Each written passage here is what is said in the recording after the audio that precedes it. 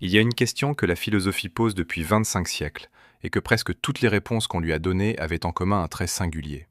Elles flattaient celui qui les entendait. Les Grecs ont dit que l'homme était un animal rationnel. Les chrétiens ont dit qu'il était une âme immortelle créée à l'image de Dieu. Les Lumières ont dit qu'il était un être de raison et de progrès, capable par l'éducation et la loi d'atteindre une harmonie parfaite avec ses semblables. Et à chaque époque, l'homme a écouté cette réponse avec satisfaction, l'a répétée, l'a enseignée, l'a gravée dans le marbre de ses monuments, parce qu'elle lui disait ce qu'il voulait entendre. Il a fallu un homme très particulier pour rompre avec cette tradition de la flatterie philosophique. Arthur Schopenhauer.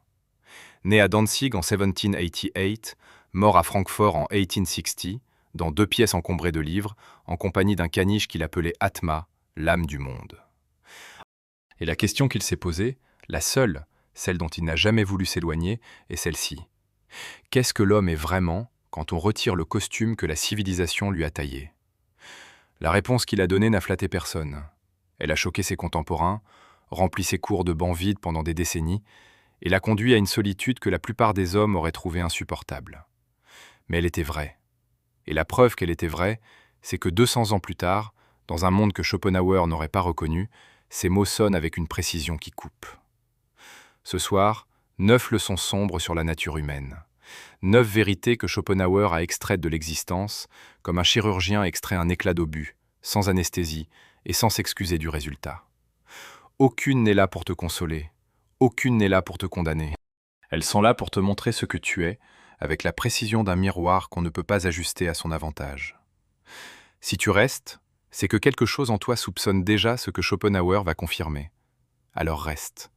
Il t'attend depuis 160 ans dans son appartement silencieux. Et il a tout son temps. Voici la première grande vérité de Schopenhauer sur la nature humaine, et elle est celle qui renverse tout le reste. Depuis Aristote, depuis les stoïciens, depuis Descartes et Kant, la philosophie occidentale avait construit sa vision de l'homme sur une conviction fondamentale. L'homme est un être de raison. Certes, il a des passions. Certes, il a des pulsions, des désirs, des peurs. Mais au-dessus de tout cela, la raison veille, gouverne, arbitre. Elle est le capitaine. Les passions sont le vent. Et le capitaine, s'il est sage, maîtrise le vent. Schopenhauer dit non.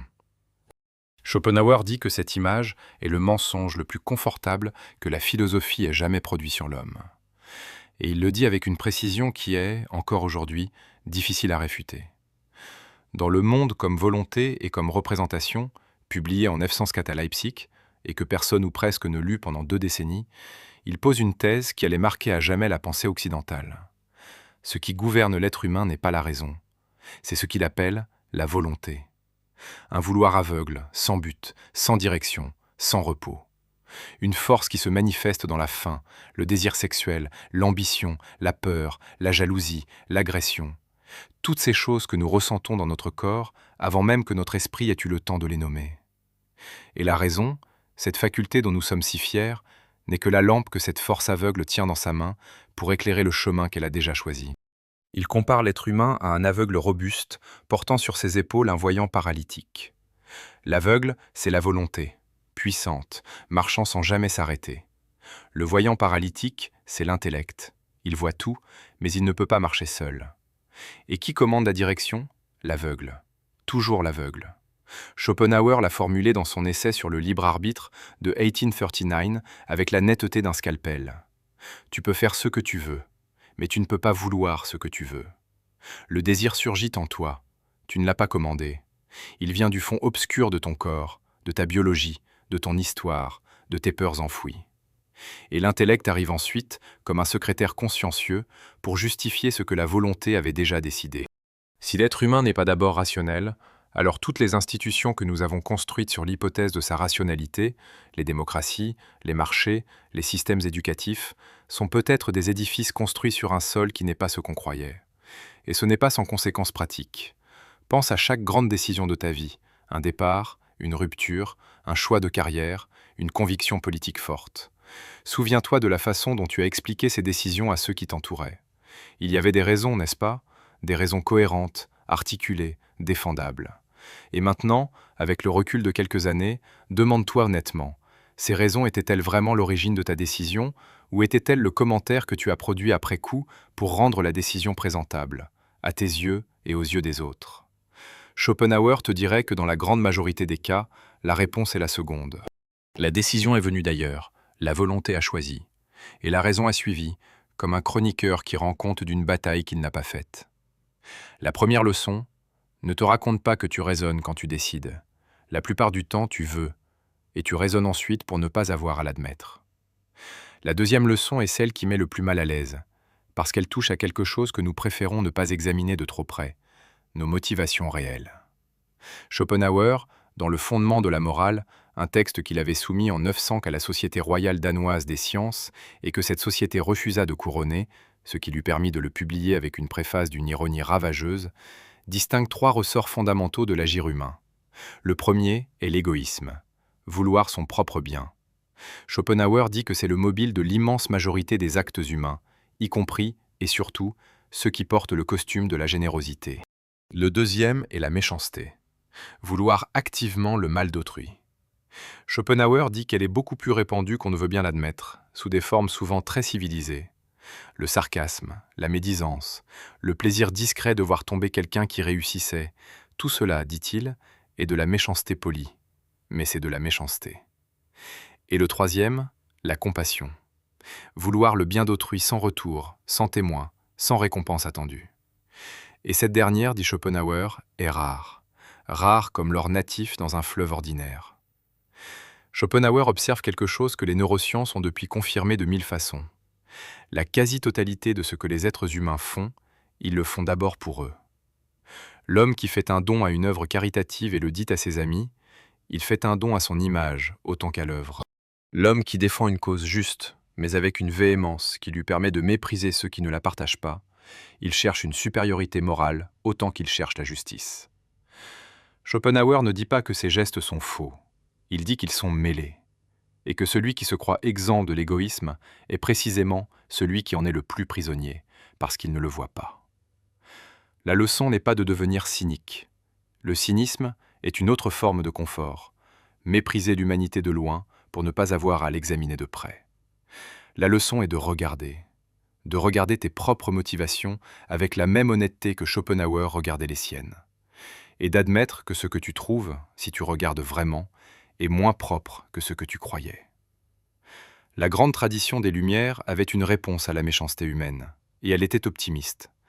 Les hommes font le mal parce qu'ils ne savent pas mieux. Éduquez-les, instruisez-les, développez leur raison, et le mal disparaîtra. C'était une belle idée. C'était une idée qui donnait de l'espoir. Et c'était une idée que le XXe siècle, avec ses génocides planifiés par des bureaucraties de haute culture, ces guerres industrielles organisées par des nations qui se croyaient au sommet de la civilisation, a réfuté de la manière la plus brutale qui soit. Schopenhauer l'avait dit avant. Schopenhauer l'avait dit dans des textes écrits avant que le XXe siècle n'existe, et la précision de son diagnostic est troublante quand on le lit avec ce siècle derrière soi. Il dit que la méchanceté humaine ne vient pas d'un manque de connaissances. Elle vient de la volonté elle-même, qui pousse parfois vers quelque chose de plus sombre que l'égoïsme ordinaire. Le plaisir de faire souffrir l'autre comme fin en soi. La méchanceté pure. Schopenhauer la distingue soigneusement de l'égoïsme dans le fondement de la morale. L'égoïste, dit-il, ne se soucie pas du bien de l'autre, mais il ne cherche pas non plus son mal. Il ignore l'autre au sens strict. Le méchant, lui, cherche positivement à faire souffrir. Et cette positivité est, dit Schopenhauer, le signe le plus inquiétant de ce dont la nature humaine est capable, parce qu'elle ne peut être ni éduquée, ni raisonnée, ni abolie par des institutions. Le plaisir de certaines personnes à humilier un subordonné, non pour l'efficacité, mais pour le voir se recroqueviller. La jouissance froide de certains groupes en ligne à détruire méthodiquement quelqu'un qui n'a rien fait de mal. Schopenhauer ne s'en étonne pas. Il dit que c'est là, inscrit dans la volonté, une possibilité que les circonstances font émerger chez ceux dont rien, ni l'empathie naturelle, ni la culture, ni la raison, n'a été assez fort pour contenir. Mais voilà où sa pensée devient particulièrement troublante pour le lecteur moderne. Il dit que la méchanceté n'est pas réservée aux monstres.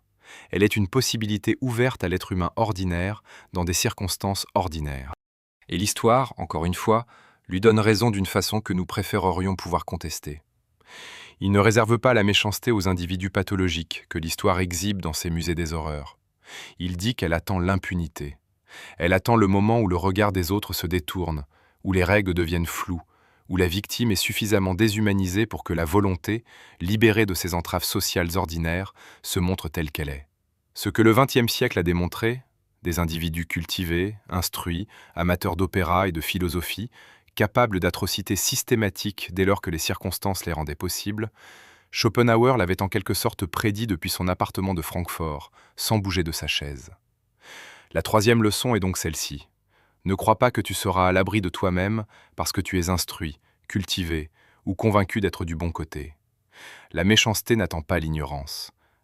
Elle attend les circonstances. Et la vigilance la plus difficile n'est pas celle qu'on exerce envers les autres, c'est celle qu'on exerce envers soi-même. Schopenhauer a vécu au bord de la société de son temps. Pas en dehors d'elle, il allait dans les salons, il fréquentait les hôtels, il assistait aux concerts à Francfort, mais toujours avec ce regard légèrement décalé de celui qui observe un spectacle qu'il n'est pas dupe d'admirer. Et ce qu'il voyait dans ces salons, dans ces conversations mondaines, dans ces échanges que la bourgeoisie de son siècle prenait si au sérieux, il l'a décrit dans les aphorismes sur la sagesse dans la vie, avec une précision qui n'a pas pris une ride. La société humaine, dit Schopenhauer, est fondamentalement un système de représentation. Non pas au sens kantien du terme, mais au sens théâtral. Chaque individu joue un rôle. Il présente de lui-même une image soigneusement construite, l'image de ce qu'il veut que les autres croient qu'il est. Et les autres font de même. Et tous ensemble, ils entretiennent une fiction collective dans laquelle personne n'est tout à fait ce qu'il prétend être, mais où tout le monde fait semblant que les apparences sont la réalité. Schopenhauer observe que la nécessité de se présenter sous son meilleur jour est inscrite dans la nature sociale de l'être humain. Parce que dans un groupe, la réputation est une ressource qui détermine l'accès aux alliances, à la sécurité, au pouvoir. Mentir sur ce qu'on est n'est donc pas une déviance morale. C'est une stratégie si ancienne, si profondément ancrée, que la plupart du temps les individus ne savent même pas qu'ils mentent. Ils ont tellement intégré leur propre personnage qu'ils le confondent avec eux-mêmes. Il dit que la vanité, ce souci incessant de ce que les autres pensent de nous, est peut-être la force qui gouverne le plus grand nombre de décisions humaines. Personne ne dit « j'ai acheté cette voiture par vanité ». On dit « j'aimais les belles voitures ». Personne ne dit « j'ai publié ce statut par vanité ». On dit « j'avais quelque chose à partager ». La vanité se déguise toujours en quelque chose de plus présentable. Schopenhauer note avec une ironie très sèche que les gens qui se donnent le plus de mal pour paraître vertueux sont souvent ceux dont on devrait se méfier le plus. Non pas parce qu'ils sont nécessairement mauvais, mais parce qu'ils ont le plus besoin que tu les crois bons. Et ce besoin dit quelque chose sur ce qu'ils savent d'eux-mêmes. Il y a un corollaire à cette observation qui mérite d'être dit, parce qu'il concerne aussi bien le philosophe que toi qui l'écoutes. Si nous jouons tous un rôle, si nous entretenons tous une image, si la vanité gouverne une part bien plus grande de nos décisions que nous ne voulons bien l'admettre, alors la question qui se pose n'est pas « comment sortir du théâtre ?», elle est « est-ce qu'au moins je sais que je suis sur scène ?» Parce que celui qui sait qu'il joue un rôle garde une part de lui-même en dehors du rôle. Il n'est pas entièrement son personnage. Et cette petite distance, cette conscience, même inconfortable d'être en représentation, est peut-être tout ce qui distingue l'homme lucide de l'homme sincèrement dupe de sa propre comédie. Schopenhauer lui-même n'était pas exempt de tout cela. Ses lettres, ses journaux intimes, ses conversations rapportées par ses contemporains révèlent un homme qui soignait son image d'original, de génie incompris, d'ermite philosophique, avec une application qui trahit une vanité bien vivante. Et il le savait. Et peut-être que le savoir, sans pour autant s'en délivrer, était déjà sa façon d'être honnête. La quatrième leçon. La prochaine fois que tu te demandes pourquoi tu fais quelque chose, résiste à la première réponse. Elle est presque certainement la réponse que tu veux croire. Attends la deuxième. Et si tu as le courage d'attendre la troisième, tu commenceras peut-être à toucher quelque chose de vrai. Nous avons déjà effleuré cette idée dans d'autres contextes, mais Schopenhauer la développe d'une façon si spécifique en ce qui concerne la nature humaine qu'elle mérite d'être entendue entièrement pour elle-même. Le bonheur, cet état plein, stable, définitif que toutes les cultures depuis le début de l'histoire ont promis à leurs membres s'ils suivaient les bonnes règles, est structurellement impossible. Pas difficile, pas rare, impossible. Et la raison en est dans la nature même du désir humain. Schopenhauer l'observe dans le 4e livre du Monde comme volonté et comme représentation, avec une clarté presque mathématique. La volonté, qui constitue le fond de la nature humaine, est un vouloir perpétuel et sans fin. Elle ne peut pas être satisfaite de façon durable, parce que la satisfaction n'est jamais que la cessation temporaire d'un manque, et que le manque revient, sous une forme ou une autre, aussi sûrement que la marée. Tu obtiens ce que tu voulais. Pour un temps, le désir se tait. Et puis soit un nouveau désir prend sa place, soit, et c'est là où la pensée de Schopenhauer devient particulièrement originale, l'ennui s'installe. L'ennui. Ce mot qui semble si banal, si quotidien, si peu philosophique, et que Schopenhauer traite pourtant comme l'une des expériences les plus révélatrices de la condition humaine. Parce que l'ennui, dit-il, est ce que ressent l'être humain quand la volonté se tait momentanément, quand il n'y a rien à désirer, rien à craindre, rien à fuir. Et ce que l'ennui révèle dans ce silence, c'est le vide fondamental de l'existence humaine quand on lui retire son agitation. La vie, dit-il dans les Parerga et Paralipomena, oscille comme un pendule entre la douleur et l'ennui. Douleur quand le désir n'est pas satisfait, ennui quand il l'est. Et entre les deux, un espace infiniment étroit que nous appelons bonheur, et qui n'est rien d'autre que le momentané silence de la souffrance. Ce que cette observation révèle sur la nature humaine est crucial. L'être humain ne cherche pas le bonheur, il cherche à éviter la souffrance, et il appelle bonheur les moments où cet évitement réussit temporairement. Mais parce que la volonté ne se laisse pas durablement satisfaire, la souffrance revient, et avec elle, la course recommence. Et les institutions que les sociétés humaines ont construites pour promettre le bonheur, les religions, les idéologies politiques, les marchés de consommation, ne sont pas des chemins vers le bonheur. Ce sont des machines à entretenir le mouvement du pendule tout en faisant croire aux individus qu'ils s'en approchent. Schopenhauer n'est pas nihiliste pour autant. Il dit « Si tu cesses d'attendre le bonheur comme une destination, tu te libères de la déception perpétuelle. Celui qui sait que le pendule oscille peut l'observer plutôt que d'en être la masse. Non pas le bonheur, mais quelque chose de plus honnête et de plus durable. Ce renversement de perspective a une conséquence inattendue. Si tu sais que le bonheur plein est une promesse que la nature humaine n'a pas les moyens de tenir, tu cesses d'envier ceux qui semblent l'avoir atteint. Parce que tu comprends que ce que tu vois de loin, cette vie qui semble complète, sans manque, est soit une apparence entretenue par le théâtre social dont nous venons de parler, soit un moment du pendule que tu observes au mauvais instant. Derrière chaque vitrine de bonheur apparent, Schopenhauer voit la même mécanique que derrière la tienne. Et savoir cela libère de la comparaison permanente qui est, selon lui, l'une des sources les plus constantes de souffrance inutile dans la vie humaine. La 5e leçon, cesse de courir après un état que ta nature n'est pas conçue pour atteindre. Cherche plutôt à réduire ce qui fait mal. C'est moins romantique, mais c'est atteignable, et c'est honnête. Après avoir décrit la nature humaine avec toute sa dureté, Schopenhauer ne la condamne pas. Il cherche en elle ce qui mérite d'être nommé autrement. Et il trouve quelque chose. Quelque chose de rare, d'authentique, de presque miraculeux dans le contexte de tout ce qu'il a décrit, mais de réel. La compassion. En allemand, Mitleid, souffrir avec. Partager la douleur de l'autre non pas comme exercice moral, non pas par devoir, non pas parce qu'un Dieu le commande ou qu'une loi l'exige, mais parce que quelque chose en toi se brise à la vue de la souffrance d'un autre, et que tu ne peux pas ne pas répondre. Il le développe dans le fondement de la morale, avec une force qui surprend de la part d'un homme qu'on imagine souvent froid et désabusé. Il dit que l'impératif catégorique de Kant, agit selon des principes que tu voudrais voir érigés en loi universelle, est une belle construction intellectuelle, mais qu'elle ne produit pas de vrais actes moraux. Parce qu'un acte véritablement moral ne naît pas d'un raisonnement, il naît d'un sentiment. Et ce sentiment, c'est la compassion. Il y a une différence fondamentale entre donner de l'argent à quelqu'un parce qu'un principe moral te dit que tu dois aider les plus démunis, et donner de l'argent à quelqu'un parce que tu vois sa détresse et que sa détresse te fait physiquement mal. Le premier acte est de la vertu, ou de l'apparence de vertu. Le second est de la compassion. Et seul le second, dit Schopenhauer, est moral au sens plein du terme. Parce que seul le second cesse de placer l'acteur au centre de l'acte. Seul le second fait vraiment exister l'autre, comme être souffrant, dont la souffrance compte en elle-même. Mais voilà où la leçon sur la nature humaine devient inconfortable. La compassion, dit Schopenhauer, est rare, très rare. La plupart de ce que les êtres humains appellent générosité, bienveillance, solidarité, est mêlé à l'égoïsme, à la recherche de réputation, au désir d'être vu comme bon, à la culpabilité qu'on cherche à calmer. Ces choses ne sont pas mauvaises en soi, elles produisent parfois des résultats utiles, mais elles ne sont pas de la compassion. La vraie compassion, dit-il, n'a pas de témoin. Elle n'attend pas de remerciements, elle ne se raconte pas. Elle agit parce qu'elle ne peut pas ne pas agir, et une fois qu'elle a agi, elle n'en tire aucune fierté particulière parce qu'elle ne s'est pas vue agir. On la trouve plus souvent, dit-il, chez une vieille servante anonyme veillant un malade inconnu que chez les philanthropes dont les noms ornent les bâtiments des universités. Et il y a une dimension métaphysique dans tout cela que Schopenhauer n'évite pas.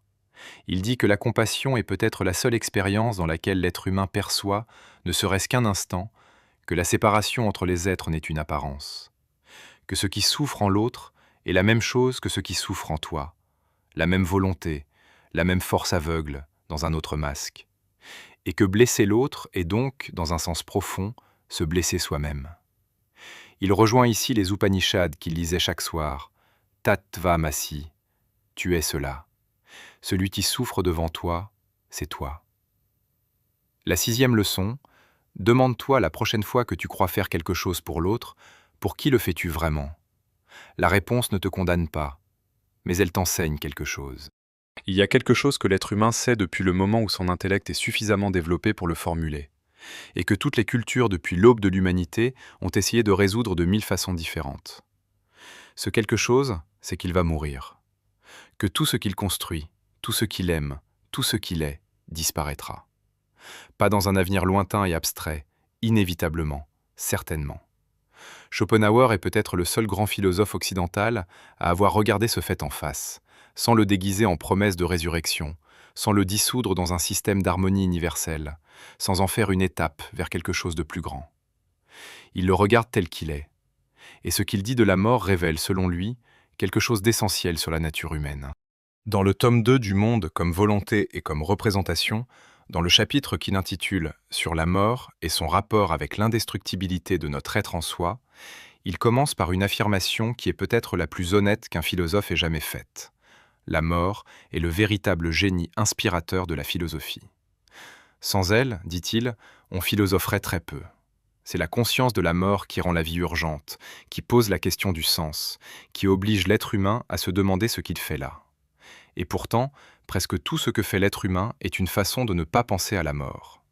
Les religions promettent l'immortalité, les idéologies politiques promettent que la cause survivra, le culte de la célébrité promet que le nom durera, et même le bruit constant qui remplit nos journées, les écrans, les divertissements, sert à ne pas entendre ce que le silence dit. Schopenhauer ne condamne pas cette fuite, mais il pense que celui qui a vraiment regardé la mort en face, qui s'est assis avec elle assez longtemps pour ne plus en avoir peur, a accompli quelque chose que la plupart des êtres humains n'accompliront jamais. Il distingue le phénomène de la chose en soi. Le phénomène, ton nom, ton visage, tes souvenirs, est éphémère. Mais la volonté qui te traverse ne naît pas et ne meurt pas. Ce qui meurt, c'est l'individu. Ce qui ne meurt pas, c'est ce fond impersonnel que tu partages avec chaque être vivant. Cette pensée ne te dit pas que tu survivras. Elle te dit que ce qui est essentiel en toi n'était jamais vraiment seulement toi. Et de cette compréhension naît quelque chose d'inattendu. Non pas la résignation, mais la légèreté. Certains querelles, certaines ambitions, certaines rancœurs perdent de leur poids quand on les regarde depuis la perspective de la mort. Et ce qui demeure, les instants de vraie connexion, les actes de compassion sans témoin, ressort avec une clarté qu'aucune autre lumière ne peut produire. La 7e leçon, assieds-toi avec la mort une fois par semaine, juste assez pour qu'elle te rappelle ce qui compte vraiment. Voici une leçon que Schopenhauer tient dans une toute autre tonalité que les précédentes, et c'est peut-être pour ça qu'elle surprend toujours dans son œuvre. Après avoir décrit avec tant de rigueur la prison que constitue la volonté, après avoir montré l'égoïsme, la méchanceté, la vanité, la fuite devant la mort, il propose quelque chose. Non pas une solution, pas un salut, mais une respiration. Un moment de liberté réelle dans le tissu serré de la condition humaine. L'art.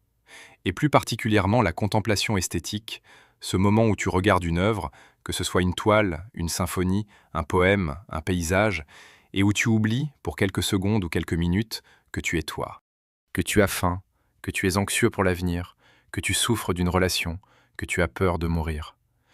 Ce moment où le sujet s'efface devant l'objet, où tu deviens pour un instant pur regard plutôt qu'être désirant. Schopenhauer en fait la théorie dans le 3e livre du Monde comme volonté et comme représentation, et c'est l'une des parties de son œuvre qui a exercé l'influence la plus profonde sur les artistes des générations suivantes. Wagner lui devait sa conception du drame musical, Proust lui devait une part de sa réflexion sur la mémoire et le temps, Borges lui devait des intuitions sur l'identité et la représentation. L'idée centrale est celle-ci. Dans l'expérience esthétique véritable, la volonté se tait. Pour un instant, tu n'es plus l'esclave de tes désirs, de tes peurs, de tes manques. Tu n'es plus l'individu enfermé dans sa subjectivité. Tu es le sujet pur de la connaissance, quelque chose qui ressemble à ce que les traditions orientales appellent la contemplation, et que Schopenhauer avait trouvé de son côté par une voie entièrement différente. Et le génie, l'artiste au sens plein du terme, est pour Schopenhauer précisément celui qui peut accéder à cet état plus facilement et plus durablement que les autres, et qui, grâce à son art, peut y faire accéder les autres. C'est pour cela que l'art n'est pas un luxe, ce n'est pas un ornement, c'est une nécessité vitale pour des êtres dont la condition ordinaire est d'être ballottés sans repos par la volonté. L'art est le seul espace où la volonté accepte temporairement de se retirer. Parmi tous les arts, Schopenhauer accorde une place particulière à la musique. Les autres arts représentent quelque chose. La musique ne représente rien. Elle est une expression directe de la volonté elle-même, son mouvement fondamental, ses tensions et ses résolutions. C'est pour cela qu'elle touche là où les mots ne touchent pas. Elle parle la langue de ce qui est avant le langage. Mais il faut être précis sur ce que Schopenhauer entend par contemplation esthétique véritable, parce que ce n'est pas ce que nous faisons la plupart du temps quand nous consommons de l'art. Écouter de la musique en conduisant, regarder un film en faisant autre chose, feuilleter des images en attendant quelque chose, tout cela n'est pas de la contemplation. C'est de la distraction, ce qui est une forme de fuite de la volonté, non une suspension de celle-ci. La vraie contemplation esthétique exige quelque chose de rare dans notre époque, l'attention totale. Être là, entièrement, sans division, sans arrière-pensée, sans rien attendre d'autre que ce qui se passe. Et dans cette attention totale, quelque chose se produit. Quelque chose que Schopenhauer décrit comme un oubli de soi. Non pas une perte de conscience, mais une disparition momentanée de ce moi avide et anxieux qui d'ordinaire colore toute expérience de sa propre teinte. Pour quelques minutes, tu n'es plus quelqu'un qui veut, tu es simplement quelqu'un qui perçoit. Et dans cet espace-là, la volonté se tait. La 8e leçon. Si tu ne t'es pas accordé ce moment de contemplation vraie depuis longtemps, tu travailles sans relâche pour la volonté. Et tu oublies que tu as droit, de temps en temps, à un moment de paix. Voici la dernière leçon, et elle est aussi la plus difficile à recevoir, non pas parce qu'elle est sombre, mais parce qu'elle résiste à toute forme de conclusion rassurante. Schopenhauer, contrairement à presque tous les philosophes qui l'ont précédé, ne propose pas de programme. Il ne te dit pas comment devenir bon, il ne te dit pas comment atteindre le bonheur, il ne te dit pas comment construire une société juste, il ne te dit même pas comment vaincre tes propres faiblesses. Il te dit quelque chose de plus étrange, de plus humble et de plus profond. Il te dit « vois », c'est tout. Vois ce que tu es. Vois ce que les autres sont. Vois comment la volonté travaille à travers toi et à travers eux. Vois l'égoïsme qui se déguise en vertu. Vois la méchanceté qui se cache sous la politesse. Vois la vanité qui se travestit en désintéressement. Vois la peur de la mort qui se déguise en toutes les ambitions que tu poursuis. Vois et ne te raconte plus. Il appelle cela la négation du vouloir vivre. Non pas une négation de la vie, mais une négation de l'identification aveugle à la volonté. Le moment où tu cesses de te confondre avec tes désirs, tes peurs, tes ambitions. Le moment où tu les vois comme des forces qui te traversent, réelles, puissantes, souvent incontrôlables, mais pas comme ce que tu es fondamentalement. Cette distance, si mince qu'elle soit, si fragile, si difficile à maintenir dans la durée, est ce que Schopenhauer appelle la liberté dans le cadre de son système. Non pas la liberté de vouloir ce que tu veux, non pas la liberté de t'affranchir de ta nature, mais la liberté de voir ta nature en face. Et dans cette vision, quelque chose change. Pas ta nature, elle reste ce qu'elle est. mais ta relation à elle. Tu cesses d'être entièrement son jouet parce que tu sais que tu en es un. Il y a dans cette position une forme de sagesse que l'on retrouve dans les traditions bouddhistes, la capacité à observer ses propres états mentaux sans s'y identifier complètement, et dans les traditions stoïciennes. Schopenhauer, arrivé par sa propre voie, sa lecture de Kant et des Upanishads, sa contemplation solitaire à Francfort, arrive à quelque chose de proche. Il dit que la connaissance elle-même, la vraie connaissance, pas l'accumulation d'informations, mais la compréhension lucide de ce qu'on est et de ce qui se passe, peut agir comme un frein sur la volonté. Que voir clairement ses propres mécanismes ne les supprime pas, mais leur ôte une partie de leur pouvoir absolu. Que le sage qui comprend qu'il est en train d'être jaloux et pourquoi il est jaloux n'est pas moins jaloux, mais moins prisonnier de sa jalousie. Que celui qui voit la peur de la mort derrière ses ambitions n'est pas moins ambitieux, mais commence peut-être à discerner ce qui dans ses ambitions est vraiment sien et ce qui ne l'est pas. Dans ce discernement progressif, quelque chose de nouveau devient possible. Non pas le bonheur, mais une relation différente à l'existence, dans laquelle la lucidité remplace les illusions et où cette lucidité, aussi dure soit-elle à porter, est finalement plus légère que le poids des mensonges qu'elle dissout. La 9e leçon, la nature humaine ne s'améliore pas, elle se voit. Et la voir, avoir le courage de la regarder sans détourner les yeux, est peut-être tout ce que la philosophie peut faire pour toi. Et c'est déjà beaucoup plus que ce que la plupart des hommes font en une vie entière. Nous voilà au bout des 9 leçons, 9 vérités sombres sur la nature humaine. Et avant de nous séparer, je veux faire quelque chose d'un peu différent. Je veux t'imaginer, pendant un moment, ce que Schopenhauer t'aurait dit si tu avais frappé à sa porte à Francfort, un soir d'automne du XIXe siècle. Si tu avais traversé la ville brumeuse pour venir lui poser la seule question qui compte, comment vivre avec ce que tu viens de m'apprendre? Il t'aurait regardé en silence pendant quelques secondes. Atma aurait levé la tête, flairé l'air, s'être recouché. Et Schopenhauer, qui pouvait être d'une ironie mordante avec les imbéciles et d'une douceur surprenante avec ceux qui cherchaient vraiment, t'aurait dit quelque chose. Et chaque chose aurait commencé par un impératif. Connais-toi toi-même, il t'aurait dit. Pas au sens d'une introspection sentimentale, au sens d'un regard honnête et implacable sur tes motivations réelles, sur la distance entre ce que tu te racontes et ce que tu fais. Cesse d'attendre le bonheur comme un train qui finit par arriver. La volonté ne te laissera jamais assez longtemps en repos. Mais si tu cesses de te définir par ce qui te manque, quelque chose de l'espace intérieur se libère. Regarde les autres sans illusion, mais avec compassion. L'égoïsme de l'autre n'est pas plus condamnable que le tien. La méchanceté de l'autre vient du même fond obscur que la tienne en puissance. Comprendre cela est la seule base d'une coexistence qui ne soit pas une bière perpétuelle déguisée en politesse. Cultive la solitude, pas pour fuir les autres, mais pour t'appartenir. Les gens qui ne peuvent pas rester seuls 1 heure sans distraction sont les prisonniers les plus parfaits de la volonté. Ils n'ont jamais eu l'occasion de la voir à l'œuvre en eux-mêmes. Écoute la musique, il t'aurait dit. Pas pour la consommer comme un fond sonore, pour te laisser traverser par elle jusqu'à cet endroit où la volonté se tait et où tu existes enfin sans rien vouloir. Et enfin, regarde la mort tous les jours, pas avec morbidité, mais avec la même honnêteté calme que tu regarderais le soleil se coucher. Elle viendra, tu ne sais pas quand, et ce que tu auras véritablement vu et véritablement voulu, c'est tout ce qui restera.